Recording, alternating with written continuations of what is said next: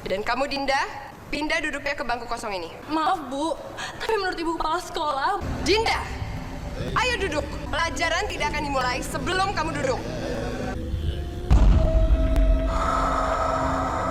Semenjak Ibu Grace nyuruh Dinda duduk di bangku kosong itu tuh, kayaknya tuh banyak banget kejadian aneh yang gue alamin. Kayaknya tuh hantu yang ngejagain bangku kosong marah. Terus sekarang tuh hantu malah ngejar-ngejar kita. Sini dong, katanya sama gue. Si culun dapet.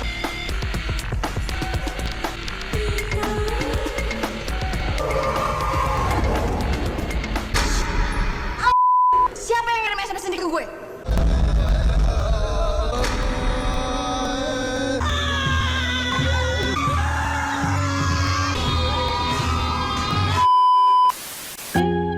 Hai, balik lagi di Plus 62 Cinema. Thanks for the click this video. Bangku Kosong merupakan sebuah film horor jadul yang rilis di tahun 2006. Disutradarai oleh Helvy Kardit, sinema yang satu ini bercerita tentang keberadaan sebuah bangku dalam kelas, di mana sejatinya terdapat sosok yang menghuni bangku tersebut. Siapa saja yang menduduki bangku itu nantinya ia akan celaka. Sebenarnya ada misteri apa sih di balik bangku itu? Jika penasaran, ini dia kisah selengkapnya.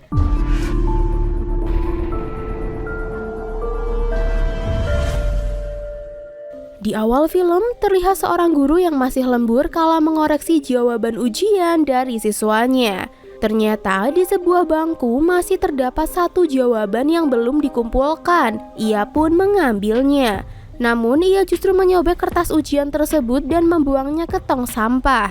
Di mana setelahnya ia justru melihat sesosok hantu yang membuat ia pergi dengan mengendarai mobilnya. Dalam kepanikan, ia terus mengendarai mobil hingga sosok hantu berseragam anak sekolah tersebut muncul di depannya.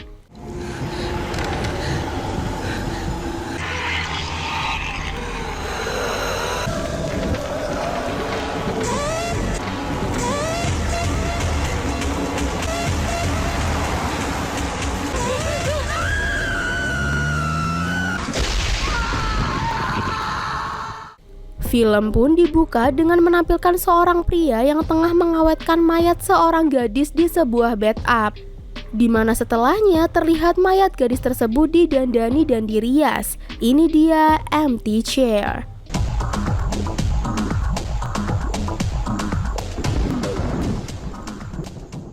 Esok harinya di sebuah sekolah bernama SMU Permata Putri, terlihat seorang gadis bernama Dinda tengah dibully oleh geng anak tengil yang terdiri dari Adele, Nancy, dan Destin. Dinda dibully karena ia tak mau memberikan contekan untuk ulangan. Akibat kacamatanya dirusak, Dinda pun tak bisa mengerjakan soal yang diberikan oleh Bu Melisa. Namun ia tak berani jujur kalau kacamatanya dirusak oleh Adele dan yang lainnya. Ayo Dinda, kamu kerjakan soal nomor 1. Dinda, ayo kamu maju sekarang. Kamu kenapa Dinda? Maaf Bu. Tidak seperti biasanya kamu begini. Ada apa Dinda? Kacamata saya rusak Bu. Ya ampun, kenapa kacamata kamu bisa sampai sehancur ini? Terinjak Bu. Siapa yang melakukannya Dinda? Siapa Din? Ia juga meminta izin kepada Mrs. Janet untuk tidak ikut ujian esok hari. Dan jelas saja sang kepala sekolah tak memberinya izin, karena akan berpengaruh terhadap beasiswa yang Dinda terima. Ia juga sudah mengetahui bahwa kacamata Dinda dirusak oleh geng Adele. Namun sang kepala sekolah juga tak bisa apa-apa, mengingat orang tua Adele adalah donatur terbesar di sekolah tersebut. Kacamata saya Bu. Ya, ibu sudah tahu pelakunya adalah kan? Tapi mau bagaimana? Kedua orang tua adalah penyumbang dana terbesar di yayasan ini. Sudahlah, semoga kamu bisa cepat mendapat gantinya. Akan tetapi, Adele dan yang lainnya ternyata melihat Dinda sehabis dari ruangan kepala sekolah. Hingga sepulang sekolah, mereka kembali mengerjai gadis tersebut dengan mengurungnya di sebuah gudang. Ia pun bertemu sosok hantu di sana. Hingga scene pun berganti, di mana seorang ibu terlihat sedih karena anaknya yang menghilang di sekolah tersebut.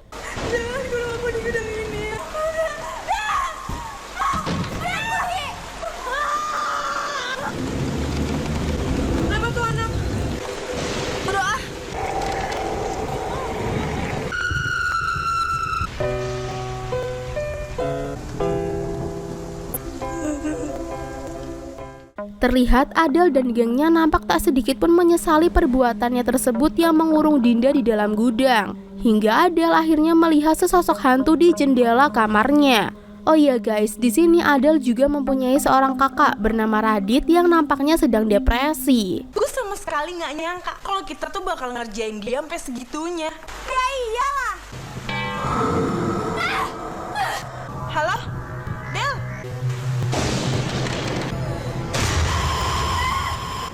Kak Radit. Clara.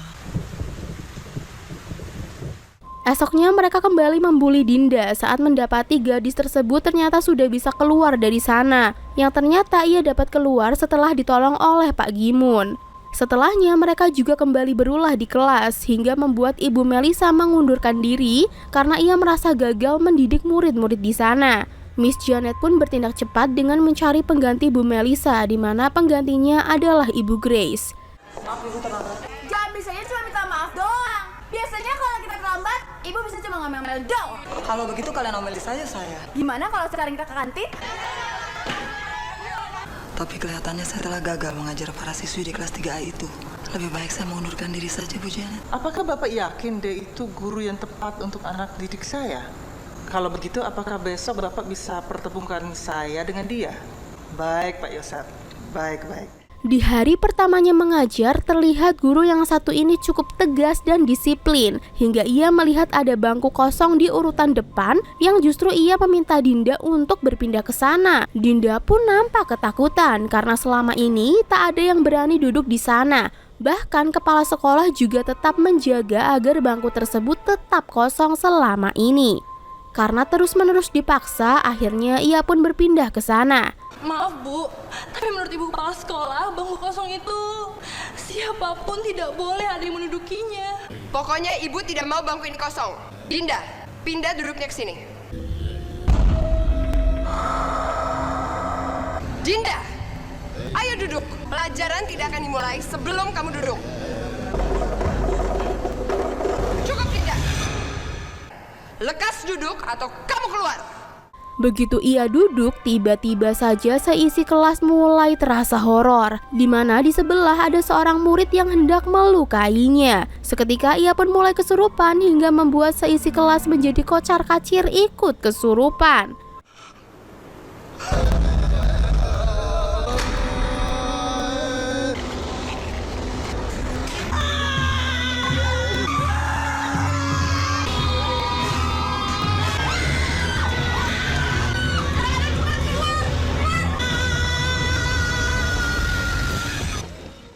Mengetahui terjadi hal mengerikan menimpa murid-muridnya, sang kepala sekolah pun marah dan menyalahkan Grace yang membiarkan seseorang menduduki bangku tersebut.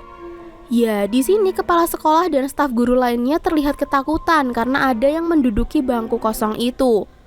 Namun Grace tetap berpikir rasional karena ingin murid-muridnya lebih menyerap ilmu yang ia sampaikan dengan duduk di bangku paling depan. Ternyata guys, dahulu hal serupa juga pernah terjadi, di mana salah seorang siswa bernama Audi menduduki bangku kosong itu. Hingga tak lama Audi ditemukan tewas di rumahnya. Dan tak hanya itu, ternyata guru yang meninggal kecelakaan di scene awal tadi juga akibat dari bangku kosong tersebut ada yang menduduki. 3 tahun lalu, seorang anak bernama Audi mengalami peristiwa mengerikan. Saya tahu persis hal itu karena kebetulan pada saat itu saya yang mengajar di kelas.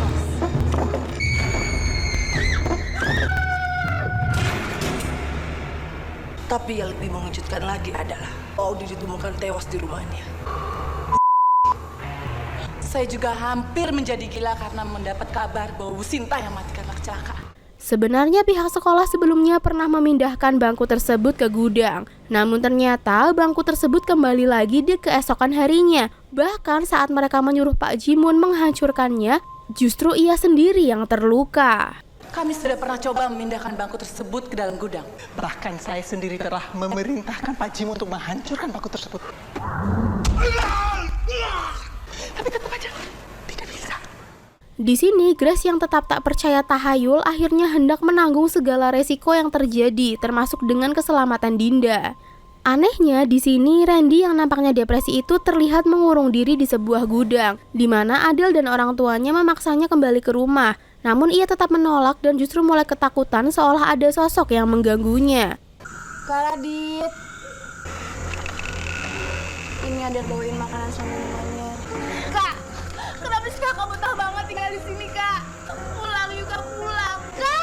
Kak Radit. Esok harinya, Bu Grace pun kembali mengajar di kelas, di mana Dinda kembali diganggu oleh hantu penghuni bangku kosong tersebut. Tidak hanya di kelas, sosok hantu tersebut juga mengikuti dirinya sampai di rumah.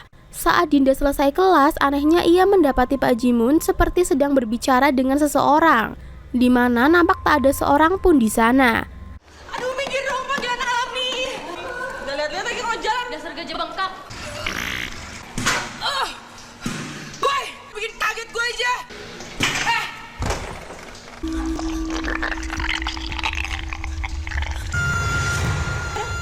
Suara Nancy, Del.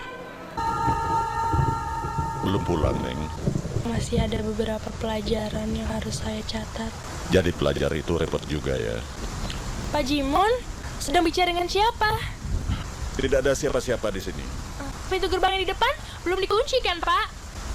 Belum, Neng. Mari, Pak.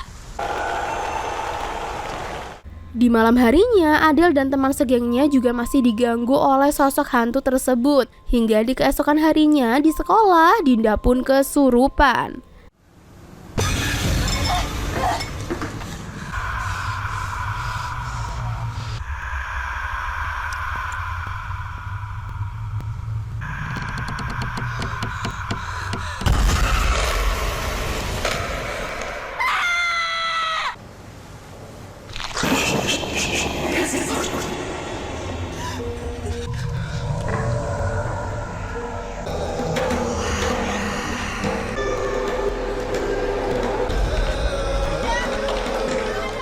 Saat tersadar, ia pun bertanya kepada Mrs. Janet terkait sosok yang menghantuinya ketika ia mulai duduk di bangku kosong itu. Namun sang kepala sekolah berkata untuk tidak usah khawatir dan berhenti membicarakannya, karena itu menyangkut reputasi sekolah.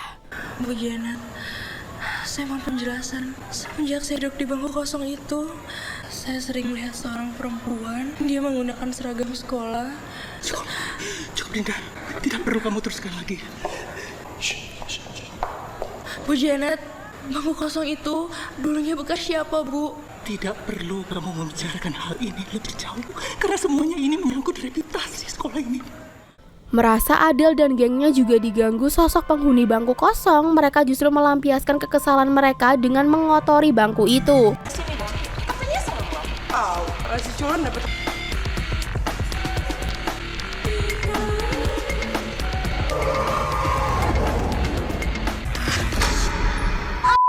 Siapa yang ngirim SMS ini ke gue? Coba lihat.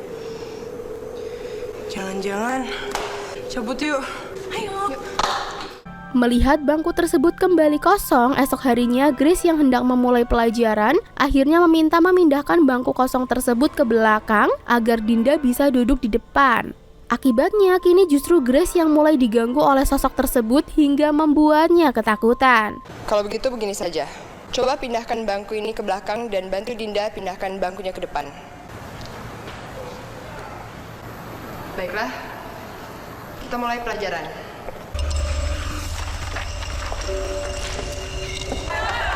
Cian, kalian jangan berisik! Bu, kita semua gak ada yang berisik kok. Maaf, Ibu mau ke kamar kecil dulu.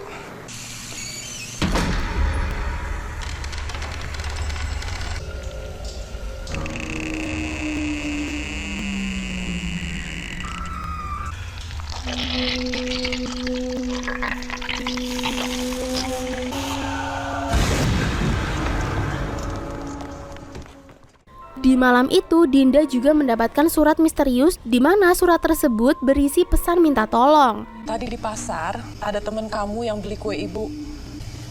Siapa, Bu? Dia menitipkan surat buat kamu. Nih suratnya.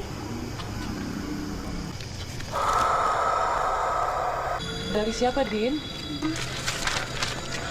Di malam itu, Adele, Nancy, dan Dustin juga mendapatkan teror dari hantu tersebut yang membuat mereka akhirnya harus tewas.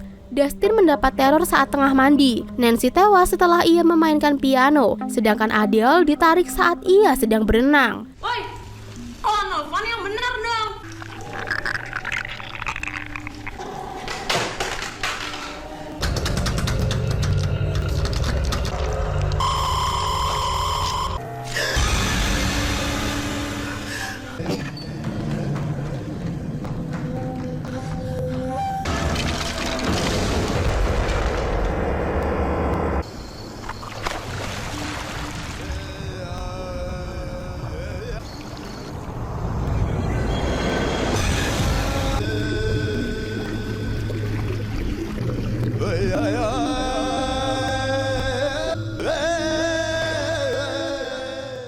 Akibat kejadian tersebut, Mrs. Janet pun memarahi Grace. Sedangkan di luar nampak sudah ramai awak media yang mencari berita kematian 3 siswi tersebut. Sesuai perkataannya dulu, Grace pun berjanji akan bertanggung jawab atas kejadian tersebut, lalu pergi meninggalkan sang kepala sekolah. Kini Dinda pun kembali diganggu oleh hantu itu, begitu pula dengan Grace. Saya akan bertanggung jawab atas semua yang telah terjadi di sekolah ini. Permisi, Bu.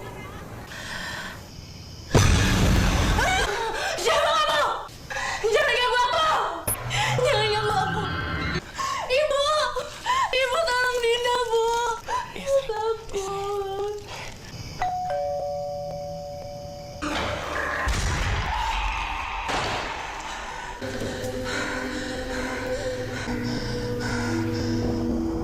Karena terus-terusan diganggu, malam itu juga Dinda nampak mendatangi sekolah untuk menguak sosok yang kerap mengganggunya tersebut. Sementara itu, Grace juga datang ke sana untuk membakar bangku mengerikan itu.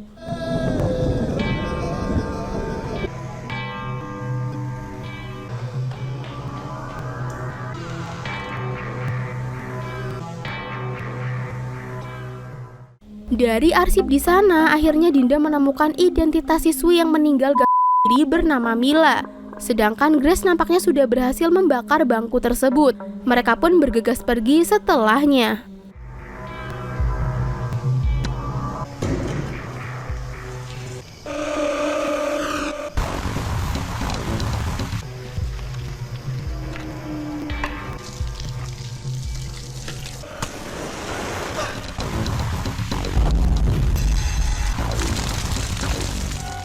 Esok harinya mereka pun mendatangi rumah Clara, yaitu siswa dari SMU Permata Putri yang menghilang. Sang ibu pun bercerita tentang bagaimana sosok putrinya yang bercita-cita ingin menjadi dokter dan kerap membantunya bekerja di rumah sakit. Di sana mereka juga mendapati fakta bahwa Clara adalah teman dekat Mila dan Radit yang merupakan kakak dari Adele.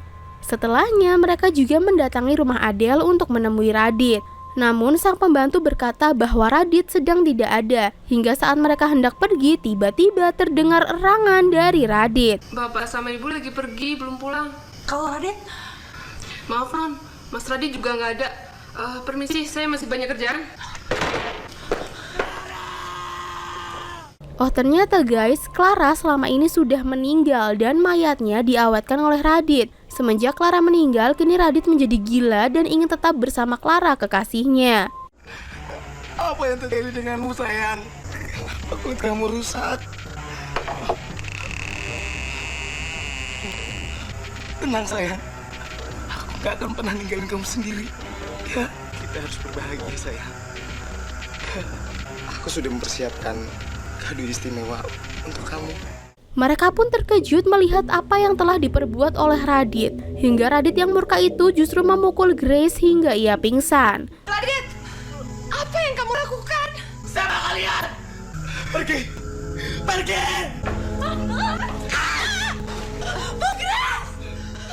Radit pun langsung menyangka bahwa mereka hendak memisahkan dirinya dan Clara seperti yang diperbuat oleh Mila. Dari situ ia justru hendak Dinda. Karena Dinda tak bersalah, arwah Clara pun meminta Radit agar berhenti menyakiti Dinda. Itu Clara kan? Ya. Kalian kesini hanya untuk mengacaukan perkawinan kami kan? Kalian seperti Mila dan pacar.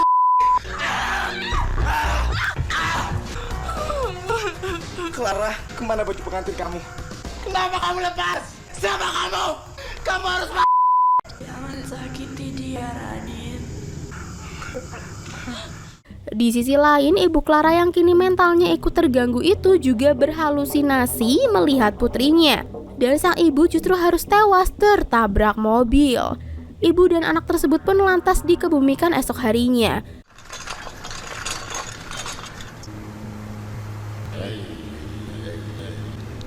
Clara, anakku, kamu sudah kembali, nak. Clara? Clara?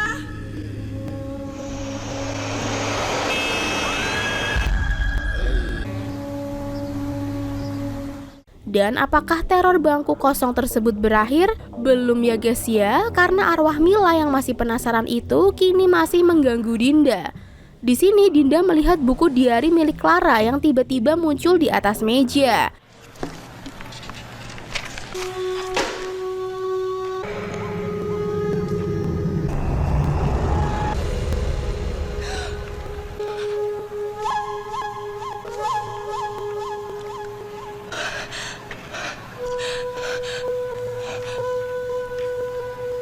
Jadi dulunya Mila adalah sahabat baik Clara, di mana setelahnya Mila berpacaran dengan Radit. Namun ternyata Radit juga suka dengan Clara dan menyatakan cintanya pada gadis tersebut.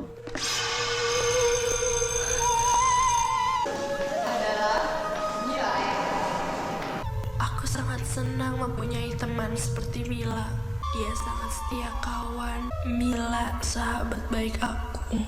Anak dari penyumbang dana terbesar pada yayasan.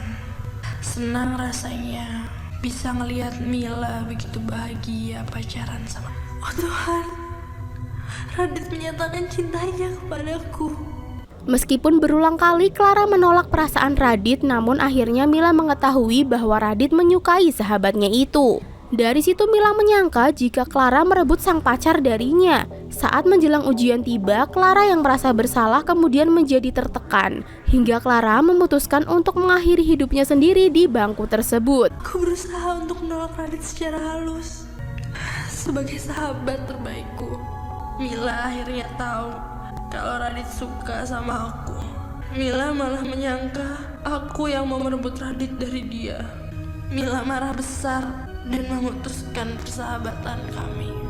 Semua ini gara-gara aku mikirin masalah antara aku dengan Mila dan Radit. Mila pasti tetap mengira aku suka sama Radit.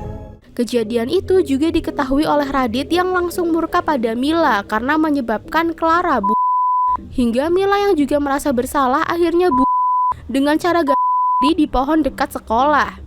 Kini arwah Mila juga hendak menghabisi Dinda, namun hal itu dicegah oleh arwah Radit, hingga Dinda pun tersadar saat Grace memanggilnya. Mila! Kau gila, Mil! Aku pikirkan dia, Mil! Cukup! Kamu benar-benar tega, Mil! Kamu tahu kenapa? Karena dia gak pernah mau mengkhianati kamu, Mil!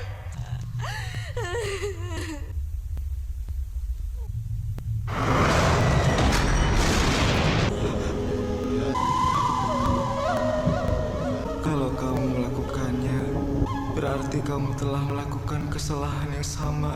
Maafkan aku, Mila. Semua ini karena aku. Ya, di sini Radit juga mengakhiri hidupnya sendiri dengan cara yang sama dengan Mila.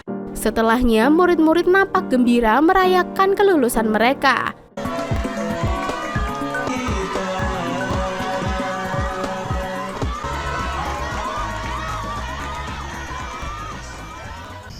Belum pada pulang, Neng.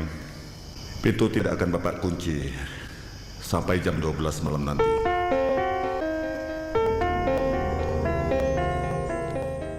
Film pun selesai. Nah, itu dia alur cerita Bangku Kosong, di mana bangku tersebut dulunya diduduki oleh Clara hingga ia yang depresi karena cinta segitiga antara Radit dan sahabatnya Mila membuat ia mengakhiri hidupnya sendiri di bangku tersebut. Dan akhirnya bangku itu menjadi angker. Namun berkat Dinda, kini arwah mereka pun kembali tenang setelah jasad Clara dikebumikan dan juga Radit yang akhirnya memaafkan Mila. Pada akhirnya, Dinda dan teman-teman seangkatannya dapat lulus dari sekolah mereka. Sebenarnya, Bangku Kosong juga memiliki versi terbaru dengan tagline ujian terakhir. Namun, gue pribadi lebih menyukai versi awalnya guys, di mana semua masih terfokus kepada Bangku Kosong yang ada di kelas Dinda. Namun, jika teman-teman pengen dibuatin review Bangku Kosong yang tayang di tahun 2023, boleh banget ya request di kolom komentar. Oke, cukup sekian dulu review kita kali ini. Apabila ada kesalahan, mohon dimaafkan. See you on the next video.